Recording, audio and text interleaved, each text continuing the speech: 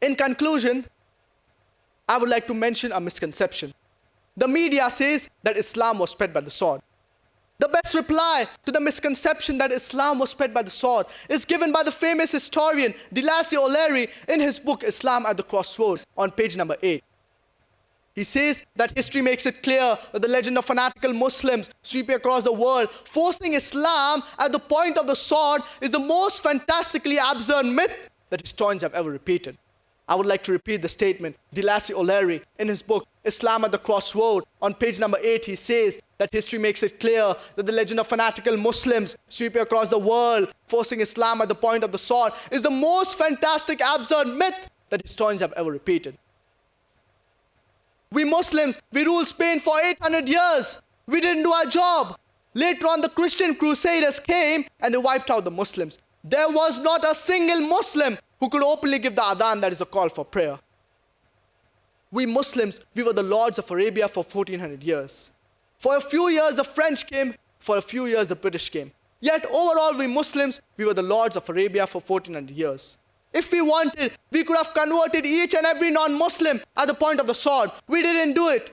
Today in Arabia, there are 10 million Arabs who are Coptic Christians. These 10 million Arabs who are Coptic Christians, they are giving shahada, they are bearing witness that Islam was not spread by the sword.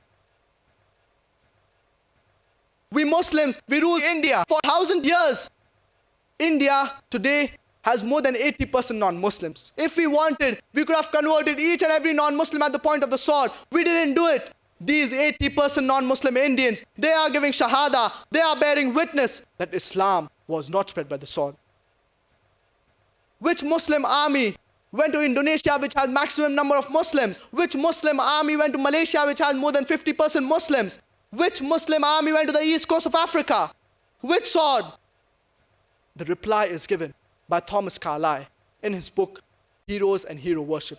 And he makes Prophet Muhammad, peace be upon him, the number one hero. And he says that the sword indeed, but where will you get your sword? Every new idea at the beginning originates in the mind of one man against the whole world, that he will pick up his sword and propagate it. You must take your sword and propagate it. Thomas Carlyle is talking about the sword of intellect, the sword of reasoning. Even if we had the sword of steel, we could not use it.